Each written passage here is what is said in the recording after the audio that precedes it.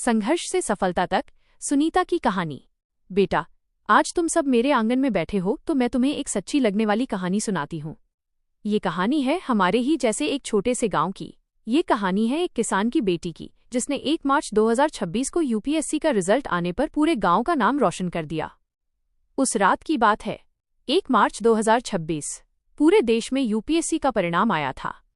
हमारे गांव में ज्यादा लोगों को समझ भी नहीं था कि यह परीक्षा कितनी बड़ी होती है। लेकिन एक घर ऐसा था जहां सुबह से किसी ने खाना नहीं खाया था। सबकी सांसें अटकी हुई थीं। उस घर में रहती थी सुनीता, छोटे किसान रामलाल की बेटी। 2 बीघा जमीन, ऊपर से कर्ज। घर कच्चा था, बरसात में छत टपकती थी। कई बार तो घर में दाल भी नहीं बनती थी।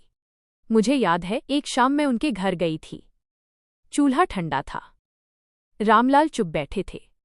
रामलाल ने धीरे से कहा, सीता, आज बस नमक और रोटी है, बच्चों को दे दो। माँ की आंखें भर आई थीं।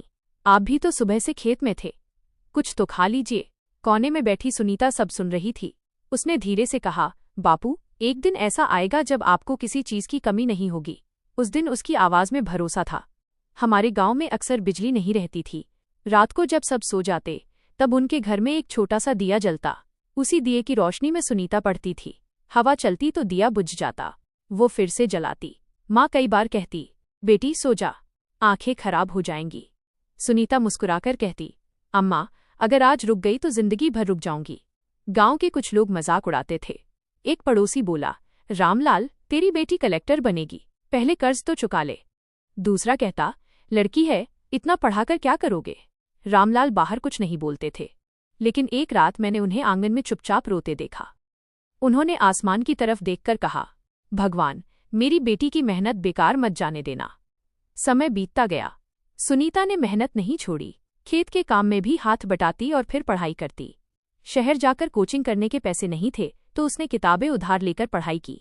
फिर आया 1 मार्च 2026 का दिन। सुबह से घर में सन्नाटा था।